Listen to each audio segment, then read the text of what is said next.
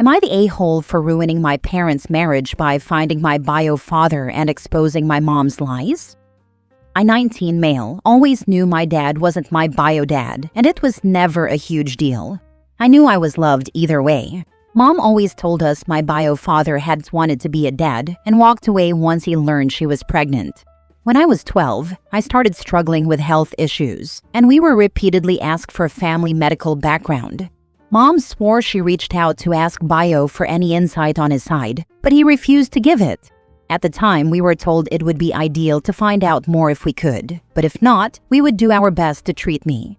My dad and I talked about it a lot, and he comforted me when I was upset that this guy who made me hated me so much that he wouldn't even help for a medical problem. It meant added complications, and always having to explain to new doctors I was referred to that I only had half my family medical history and could not get more. And really, it just sucked to think he cared so little if I could be seriously ill or not.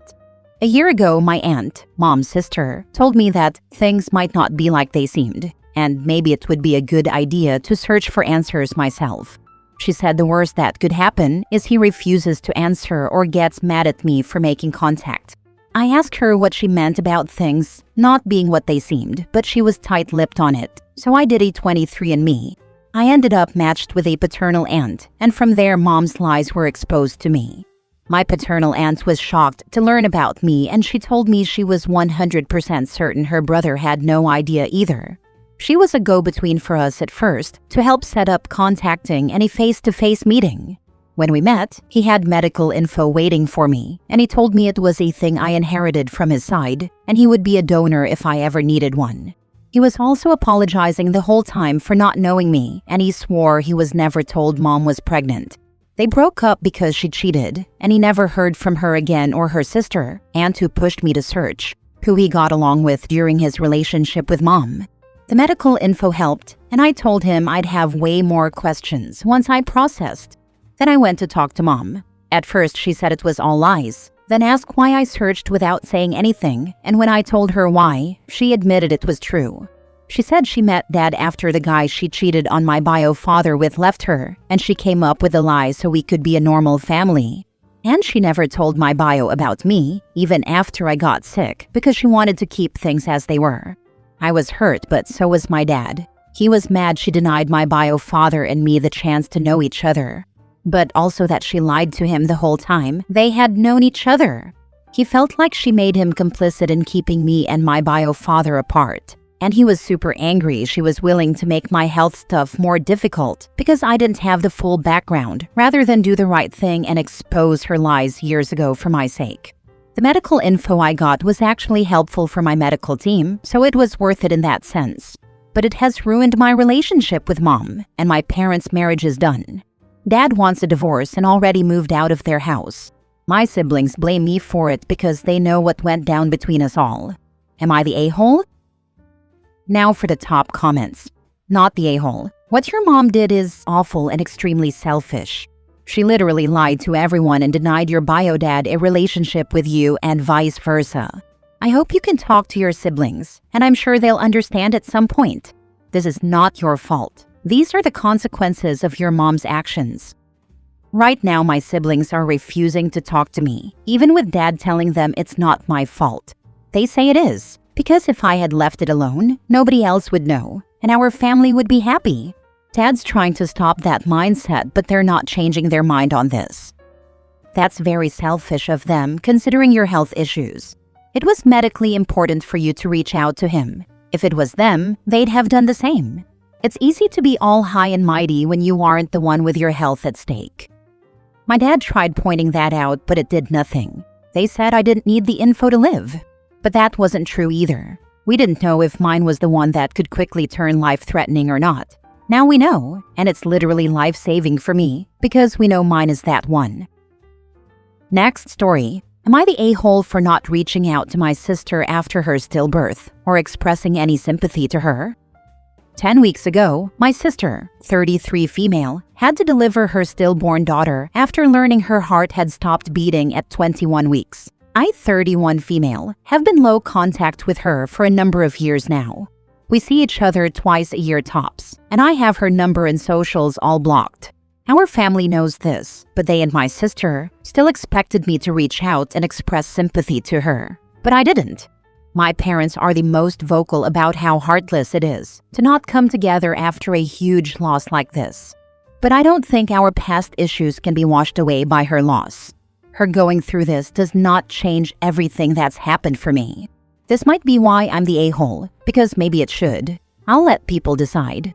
My sister and I were never that close. As kids, we got along fine. We didn't fight much, but we didn't interact much either until our teens, and that's when she decided I was our grandparents' favorite, and that I didn't deserve to ever be happy because of it. She was jealous that my husband and I started dating in high school and made our relationship work for this long without ever breaking up. She taunted my inability to conceive naturally. She rubbed 2 of her previous pregnancies in my face and her super fertility. She even used her babies to taunt me, and not all of it was just something hurtful to me but to them. Like when she had her second, she told me she didn't even want her kids, but she had them because she knew it hurt me. For me, that was the final straw, and this is when I went low contact. But I felt bad for her kids too, because whether she meant it or not, if they had been older, that would have been horrific to hear their mom say. She showed no remorse for saying it either. And all future interactions were her very much gloating about her ability to have kids. It was something she was called out for by other people in our family. But now I'm supposed to forget about that and be there for her apparently. I can't bring myself to, not even for a brief text, and maybe that makes me the a-hole. Not the a-hole. Your sister is an outright bitch. This, OP's sister, is 100% the a-hole. She spent years flexing her super fertility like it was some kind of superpower and literally used her kids as ammo to hurt you. Now she's shocked Pikachu face that you're not rushing in with hugs and sympathy? Nah, tragedy sucks, but it doesn't come with a free erase all the awful things I did card. You're not heartless, you're just done being her emotional doormat. Not the a-hole. Do your parents know what she's been saying to you? If so, why would they think you'd want anything to do with her at this point? They know what she has said to me, and they believe that should be brushed aside now because of her loss. Nah, that nonsense can't and should never be brushed aside. It sucks that she lost the baby, but that doesn't negate the horrible things she's said about you. Your parents absolutely suck. Your sister has a personality disorder. Any condolences you gave, no matter how well worded, would have been twisted to further her victimhood. I would prepare myself for her to start a terror campaign against you. Your sister is a spiteful bitch, and maybe karma decided she didn't deserve another child. What a horrifically cruel thing to say to her sister, and about her own children. Not the a-hole. It is a horrible thing to go through, and I feel for her family, but as you say, it doesn't erase what she's done and said. I always come back to that. She said in front of her kids, who were too young to understand, that she had them to spite me and didn't want them really. Of all the things she said to me previously, that was easily the worst. I can't imagine hating someone enough to risk hurting my kids like that. And here's me, who would love kids, to have someone say it. That was the moment I knew I could never have a decent relationship with her. Next story. Am I the a-hole for telling my parents I will not be helping them with their rent? I, 18 female, moved out of my parents' house a little while ago as soon as I could. To provide some context, my parents were both emotionally abusive and have wronged me many times in my life, including threatening to get rid of my dog, which I have a whole post on. Since I moved out, I've been working a job and paying rent for an apartment I share with my friend and have had enough money left to save up a bit to go to college in a few years. I am the youngest in the family, so after I moved out, no one was left at home. Both my siblings moved out as well, so their financial support from my brother paying them rent for his bedroom has been cut off. I am completely independent and have told my parents multiple times that I want nothing to do with them and even blocked their numbers completely. Earlier this week, my grandmother called me and explained that my parents desperately need money for rent and asked if I could spare money from my college savings, which I saved up on my own so far, to help them. I outright refused and told my grandmother I would not be helping at all, since every penny in my savings is gathered by me working hard and supporting myself. I love my grandmother and told her that if she needed help herself, I was willing to help. but I would not help my parents. For this entire week, my aunt has been calling me repeatedly saying my parents really needed this and deserved it for raising me. My mom's side of the family threatened to cut me off if I didn't help, which is honestly so petty because I'm only 18 years old. They should be helping instead. I told my friend about it and she said that I was taking it too far and I should have helped. Now I'm wondering if I am the a-hole. Now for the top comments. They deserve it for raising you. No, that's what is legally required. You have children, you raise them. They don't owe you for doing that. Your aunt and your mom's side are all welcome to contribute to the rent if they are so concerned. You save up for some therapy as well, and good luck. Not the a-hole. My father pulled this same stunt. A house across the street from mine went up for sale, and I started getting messages saying that I owe him for raising me, and he thought that I should buy the house and give it to him as payment. When I said no, he went to Facebook and everywhere he could, posting about how terrible of a son I am to him for not being willing to buy him such a small token of my love and appreciation. I have since gone full no contact with him, as has the rest of the extended family. Not the a-hole at all. Not the a-hole. You are doing fantastic. Moved out, saving money for college, on your own. Cutting off your abusive family. Keep it up. Don't let anyone drag you back into that situation with their petty manipulations. You got this. Thank you so much. You have no idea how much that means to me. I truly appreciate the kind words from the bottom of my heart. Make sure your parents aren't on your bank account. Have it in a credit union or bank they've never used if possible. Also check your credit. Make sure they haven't taken out any loans or credit cards in your name. Lock it down. I will definitely contact my bank in the morning. Everyone seems to be warning me about that. Last story. Am I the a-hole for calling my ex on being a bad father to our son when he said he did not understand our son's bad relationship with him, his wife, and their kids? I, 34 female, have a 14-year-old son with my ex, 34 male. There has been a lot of difficulty in our relationship as parents, and I cannot call us co-parents. I have tried a few times, but my ex hates me, blames me for his bad choices, and holds it against me that I would not let his wife, aka the woman he left me for while I was pregnant, into our son's birth. Because I wouldn't allow his wife, girlfriend at the time, to be in the delivery room with me, he refused to come, and he has spent 14 years blaming me for that.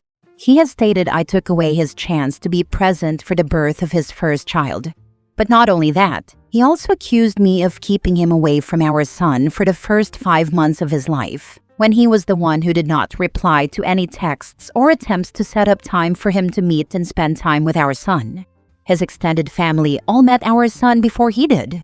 Even a couple of his cousins who live in another state met our son before him. Eventually, he filed for full custody and was awarded visitation instead. We were forced to take co-parenting classes together, and he tried to include his wife, who was his wife by this point, but the judge told him co-parenting would be between me and him, not me and his wife. The classes didn't help. Instead of taking anything said on board, he decided he would forever tell our son he wasn't at his birth and didn't meet him until he was 5 months old. Of course, he told our son I was the reason for all of this. My son was so confused for a while. But once my son knew the truth, or a version of it, his relationship with his dad and his dad's wife suffered. The reason his relationship with her suffered is because she was right alongside my ex blaming me, and she had her own part to play in things my son was told. Add to this, my ex has repeatedly said around or to our son that he was lucky to be at the birth of the 4 children he had with his wife. How it made a big difference to the bond and relationship. How he felt like a real father when he finally saw his child being brought into the world. My ex thought it would make our son hate me. He thought our son would believe everything he and his wife told him. But all it did was push our son away and strain all the relationships. My ex didn't want our son in therapy, but I petitioned the court for him to receive therapy, and I have petitioned for full custody before. Even with the backing of my son's therapist, custody remains 50-50, and my son needs to be 16 before he can influence custody. For more than 4 years now, he has wanted to live with me full-time, but it's just not happening. Recently, my son was in the hospital for a small surgery. It was relatively minor and he's doing great since. But my ex didn't show up until after our son was taken to the operating room, and he didn't show up to see our son, but to whine to me about our son not liking him or his family. He told me I need to fix whatever I did, because I have cost him enough of a relationship with our son. He said he couldn't understand our son's bad relationship with him and his family, that he was so sure our son would love the other kids and his wife, because they're a family. I told him to look in the mirror instead of pointing fingers at me, that he's been an awful father to our son, and if he took any time to reflect on his choices regarding him, then he would see it. My ex left the hospital after again blaming me for everything around the birth and the first 5 months. He said if I hadn't been spiteful and just let his woman, what he called her, be there, then none of this would have happened. He accused me of being vindictive in keeping them from the birth of their firstborn. He has sent around a dozen messages through the co-parenting app, blaming me for everything and saying I'm still vindictive and petty. My attorney has made a note of everything. And at this time, I don't plan to go for custody again unless something bigger changes, because I'll be throwing money away. None of this is hugely different from any other time I tried, so I feel very stuck. And the reason I'm posting here is I worry this will make things worse for my son, because I pissed his father, and probably his wife, off more than they already were. Am I the a-hole? Not the a-hole, obviously. Narcissists will never acknowledge they're the problem. It must be everyone else. Just respond to everything with, "These are the consequences of your actions," or just blatantly ignore him. Don't interact other than for logistics regarding your son. If he's doing it in person, just walk off, start laughing, or yeah, be dismissive. Typically, I would ignore him and just keep it as civil as it can be. That's going to be my preferred way to handle it going forward too, because I don't want to make things any worse for my son.